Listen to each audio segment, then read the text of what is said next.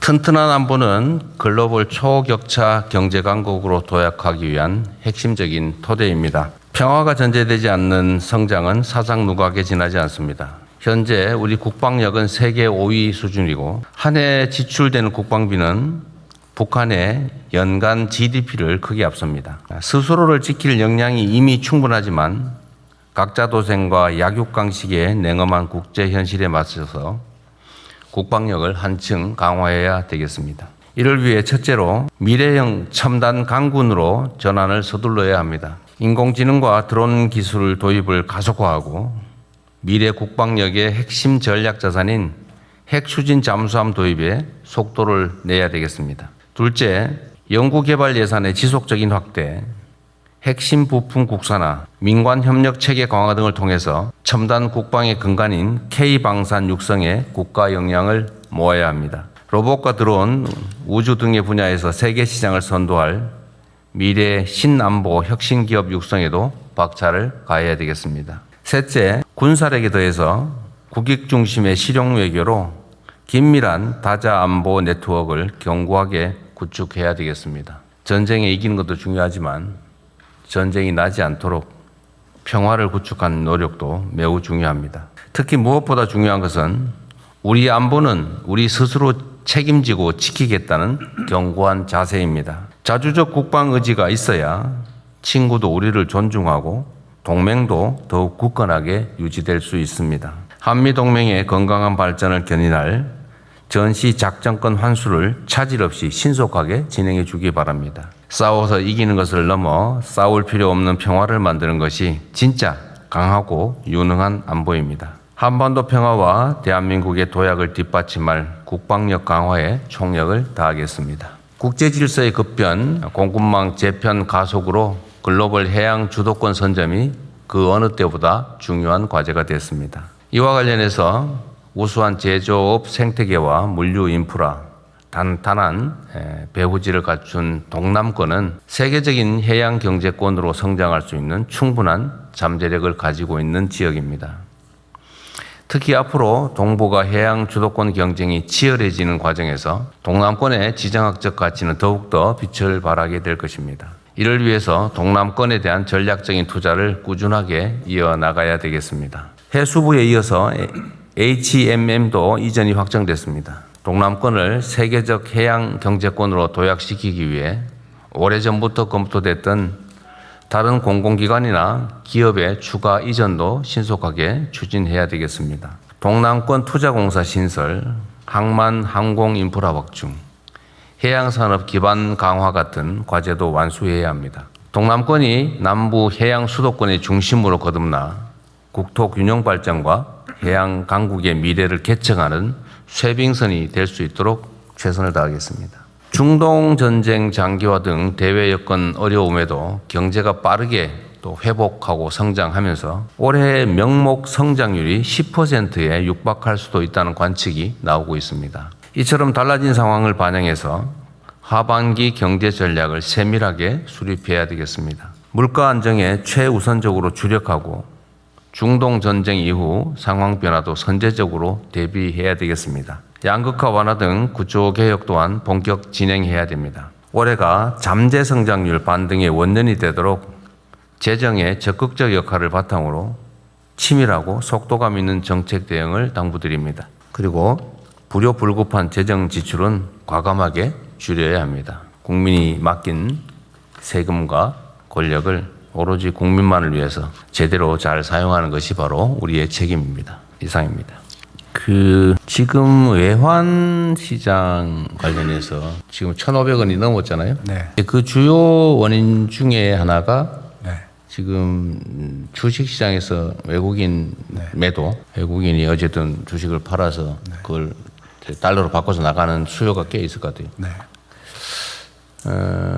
근데 이거는 지금 한국 주식 시장이 3배 정도 지금 오르는 거잖아요. 네, 그렇습니다. 그러니까 외국인 보유 주식의 평가액이 3배 정도 올랐다는 얘기고. 네, 맞습니다. 그래서 이게 지금 그 자기들이 가지고 있는 비중, 네. 그 한국물에 대한 비중이 올라가는 바람에 이제 비중 조정을 하느라고 그런다는 거죠. 대통령 이렇습니다. 저희들이 대통령 취임하실 때가 우리 이제 코스피 총액 한 2,300조 정도 됐습니다. 그런데 지금 이제 주가가 워낙 좋아가 이게 한 6,300조라면 4,000조 정도가 늘어났습니다.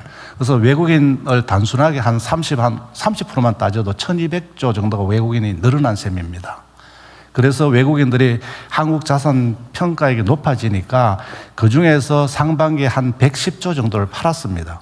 한 10% 정도를 리밸런싱이라고 하는데 이렇게 팔다 보니까 팔아서 환전을 하다 보니까 달러에 대한 수요가 정액되고 그래서 지금 일시적으로 이렇게 외환시장이 1,500원을 넘어서는 상황입니다. 네, 경상수지 흑자폭은 되게 늘어나고 있잖아요. 예, 경상수지 흑자폭은 지금 이 1, 4분기에 한 700억 불 정도가 738억 불 정도가 그럼 한 100조 정도 되는 거예요? 730 환율에 따라서 좀 한 100조쯤 되는 거죠. 그래서 경상수지가 흑자가 나고 있는데도 불구하고 외국인들 자산 평가도 높아지니까 외국인들 일부를 매각하고 그 과정에서 또 수요가 늘어나고 하는 그런 외국인들의 주식 매각 대금 환전 수요. 네, 그게 가장 큰 요인으로 파악이 됩니다. 일정 시기가 돼서 주가가 안정이 되면 멈추겠네요. 네, 그래서 그나마 그 대통령 다행인 것은요. 외국인들이 삼성전자 주식 보유 비율이 떨어지고 있습니다. 근데 삼성전 주식 시장에서 외국인 보유 비중은 올라가고 있다던데. 네, 37%? 평가액은 올라가는데. 평가액은 올라가는데 보유 비중은 떨어지고 있다. 삼성전자 같은 경우는 매각을 많이 해가지고 떨어지고 그걸 우리 국민들이 이렇게 다시 샀습니다. 그래서 향후 반도체 시장이 더 좋아진다면 우리 국민들 이 또 돈을 버는 그런 또 이점도 있다는 또 말씀. 제가 작년 9월 27일이든가 미국 뉴욕 거래소 가가지고 그때 외국인들이 사기 전에 국민들이 더 사야 된다고 얘기했는데. 네, 대통령 말씀한 그대로 지금 되고 있습니다. 근데 그 너무 늦어서 그건 알겠고요. 그 유류세 부분 있잖아요. 지금 이게 우리가 세수가 사실 많이 늘어나고 있잖아요. 경제 활성화 때문에 세수가 많이 늘어나는데 유류세는 지금 얼마 정도 낮춘 겁니까? 그래서 원래 세율이 얼마고 낮출 수 있는 데가 얼마까지인데 얼마까지 낮춘 거예요? 네, 저희들이 낮출 수 있는 게 이제 83원까지 낮출 수 있습니다. 리터당 83원. 네, 그런데 지금 83원을 걷고 있는 거예요? 아니지. 세수 중에서 83원까지는 깎을 수 있다. 깎아줄 수 있다. 그 중에서 15%, 15원, 25원을 이렇게 깎아줘. 그밖에 안 깎아줬어요, 아직까지.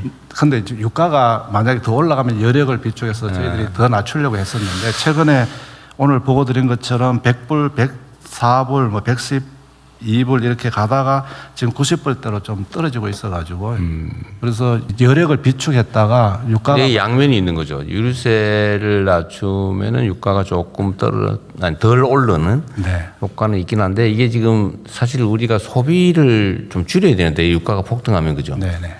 근데 지금 이걸 통제를 하면 소비가 안 줄어드는 문제가 그런 있죠. 점도 있습니다.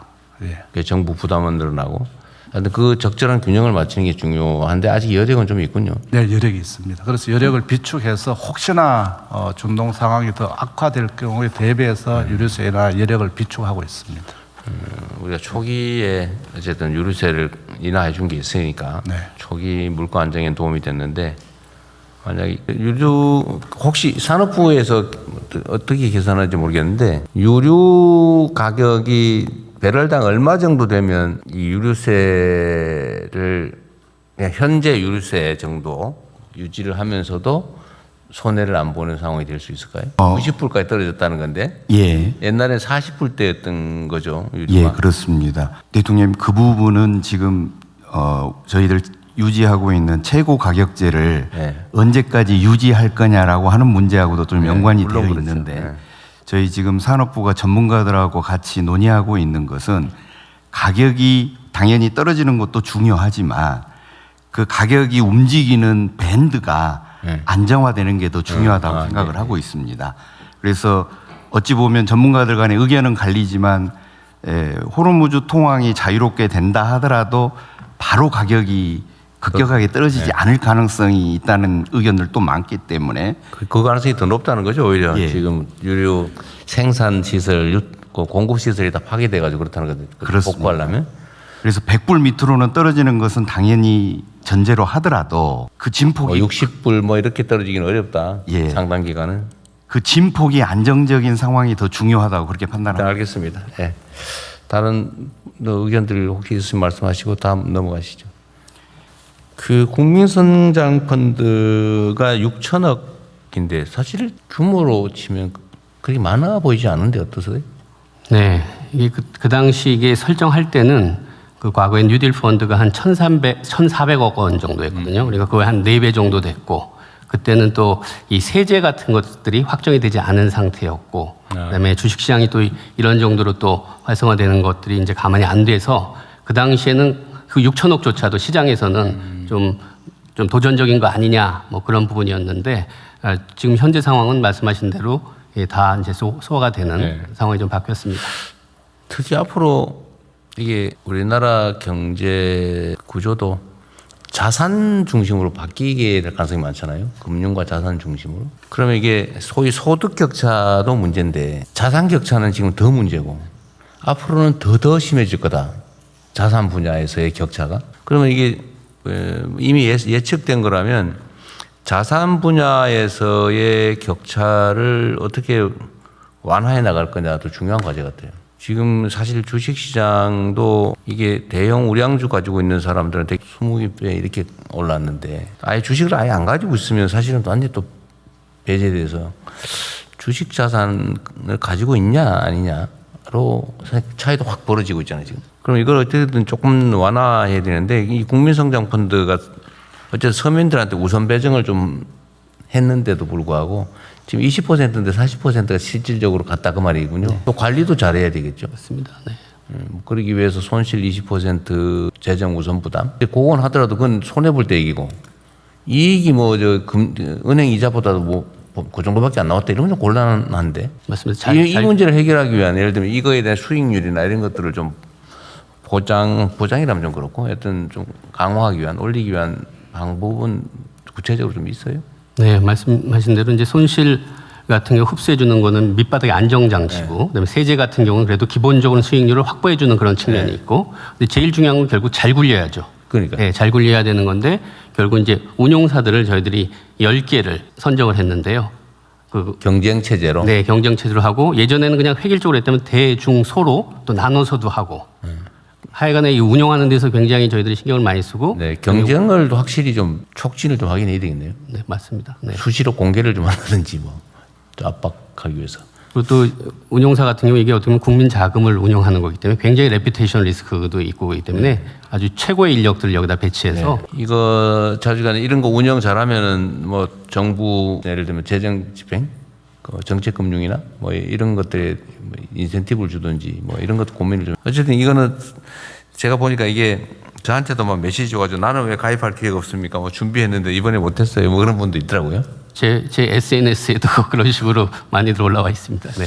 근데 여기 기대가 이제 꽤 있는 거예요. 네. 이게 아마 주식시장 하락을 보면서 좀 배제됐던 또 소외감을 느꼈던 분들이 여기서 기회를 좀 찾아보겠다는 생각도 있으신 것 같은데, 근데 그런 면들을 고려해서 이게 정말로 뭐 크지는 않겠지만 자산 격차를 조금이라도 완화하거나 아니면 격차 확대를 좀 줄이는데 기여했으면 좋겠어요. 네, 자료 준비는 잘 된 것 같네요. 지금 좀 어렵긴 한데 7, 8월은 지금 쇠빙선 없이 북극 항로로 유럽을 갈 수 있다는 거죠. 예, 8, 9월이 좀 더 8, 9월이? 예, 그렇습니다. 1년에 2달 정도 현재는 쇠빙선 없이 가는 거? 예, 3개월까지도 가능하다고 지금 전망을 하고 있습니다. 올해도. 예. 7, 8, 9. 8, 9는 안전하고? 예, 8월 그래서 저희가 지금 시범 운항을 8월 말에 출발해서 네. 50일간 하려고. 지금 8월 말부터? 예. 그 이상하네. 7월이 더 따뜻하지 않나? 녹는 그 시간. 녹는 시간 때문에 내가 녹는 시간이 있고 어는 시간이 있으니까. 그렇군요. 그 러시아하고 우크라이나 전쟁 때문에 지금 현재 상황이 쉽지는 않은데 현재 상태로 가능한 범위 내에서는 러시아와의 그 소통 협력도 최대로 잘해야 되겠죠. 네, 그렇습니다. 러시아하고도 관계를 잘 가져가야 되고 그다음에 그 대러 제재 문제가 있기 때문에 네. 미국하고 EU와도 계속 지금 외교부를 통해서 협의를 하고 있습니다. 네. 어쨌든 해수부가 할 일도 많으니까 잘 챙겨주시고, 그다음에 어쨌든 그 해수부가 부산으로 극히 예외적으로 간 거잖아요. 그건 뭐 각별한 의미가 있으니까 어쨌든 동남권 중심에 어쨌든 해양 수도 건설이라고 하는 이 정부 방침은 정말 잘 준비해서 정말 치열하게 해야 됩니다. 그렇게 하겠습니다. 이게 대한민국이 이게 전부 서울, 경기, 인천 막 그 근처로 다 몰려가지고 이제는 방법이 없는 상황이 돼가잖아요.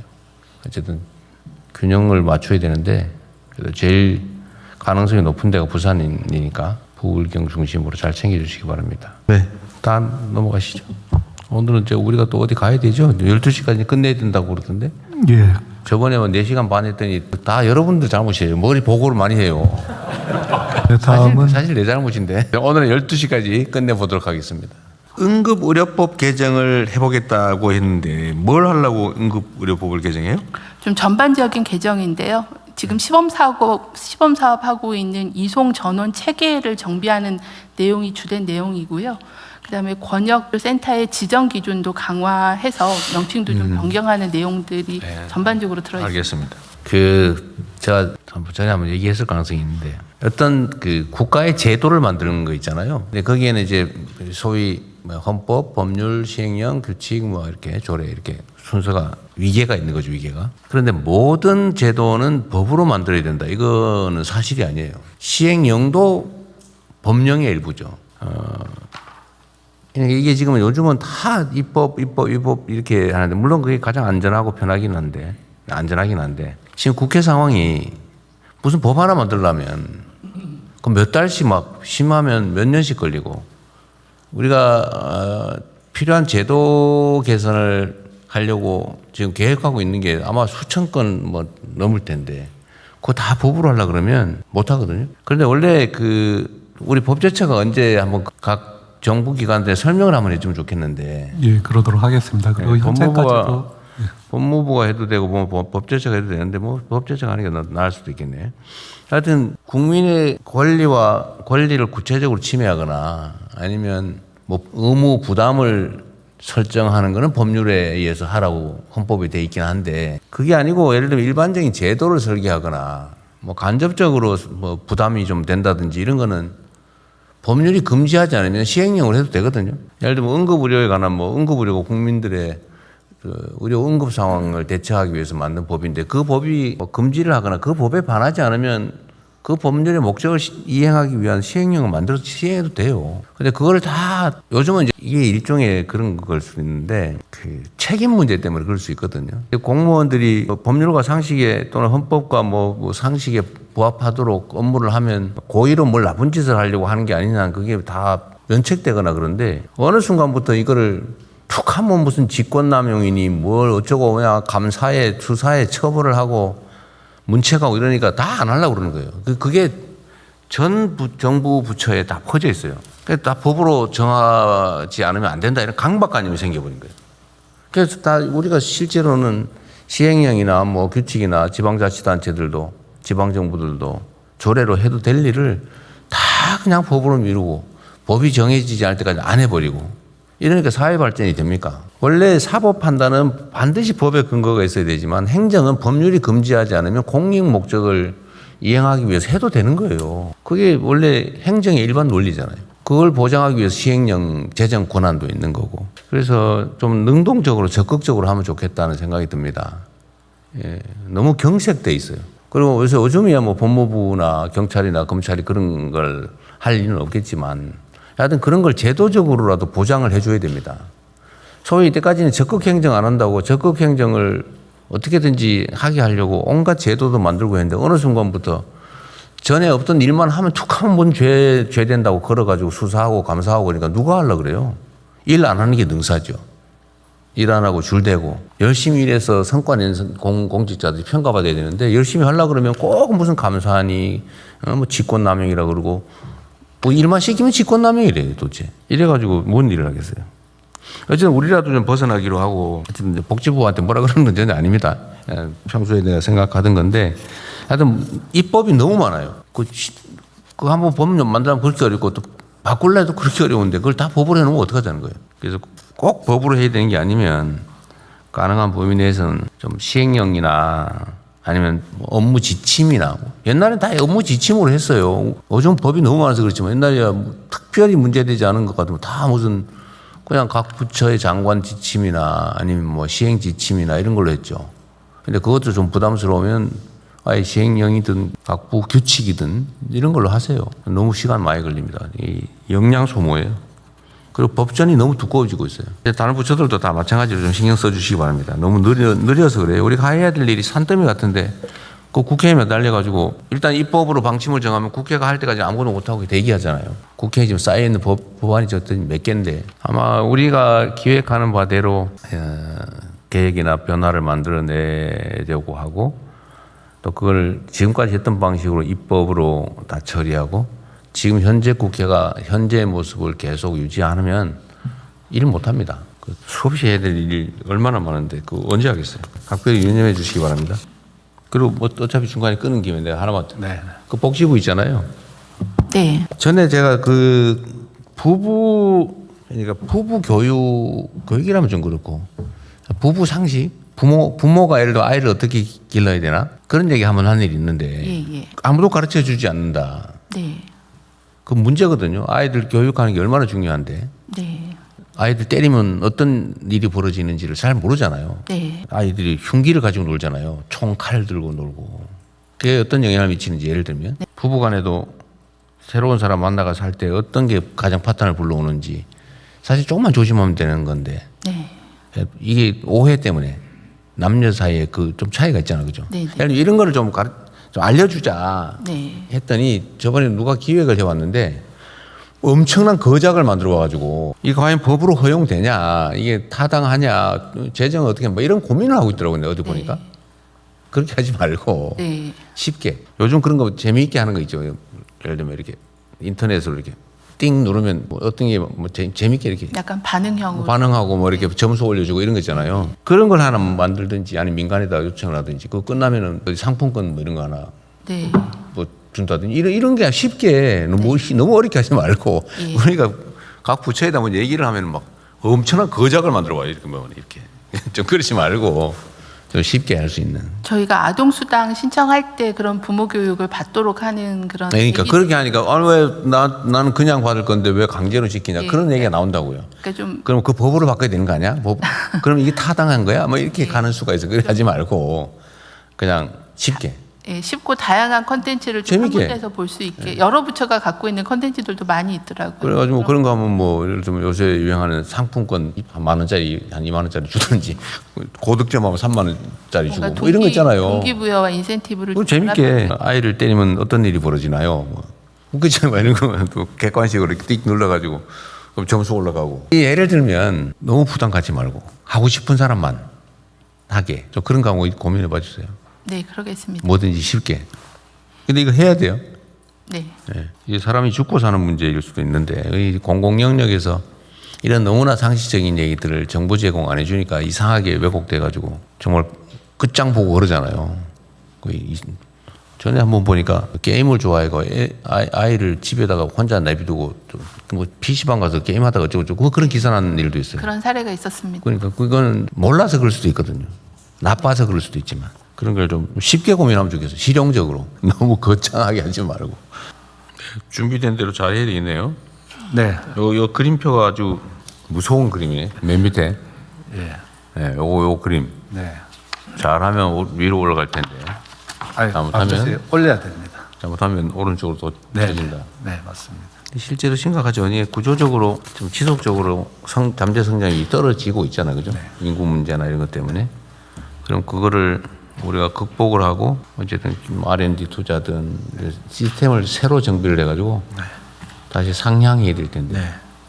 이 재경부, 산업부, 중소기업, 공정거래위 보니까 해당이 안 되는 데가 없네. 다 법무부가 질서잘 유지 잘해줘야 되고. 문화부가 K컬처를 잘 해줘야. 그러게 관계 없는 데가 없는데 우리가 이게 추세잖아요. 이렇게 우하향하다가 이제 우상향으로 살짝 올라왔는데 지속적으로 우상향할 수 있게 하는 게 정말로 중요한 것 같아요. 그러려면 우리 사회의 모든 분야를 다 바꿔야 됩니다. 누구 얘기를 인용할 것도 없이 지금과 같은 방식과 관성으로는 결국 우하향할 수밖에 없는데 우상향을 하려면 다 바꿔야죠. 모든 분야에서 모든 사람들이 다 바뀌게 됩니다. 우리가 먼저 모범이 돼야 될 것 같아요. 준비된 대로 잘 시행해 주기 바랍니다. 네, 그렇게 하겠습니다.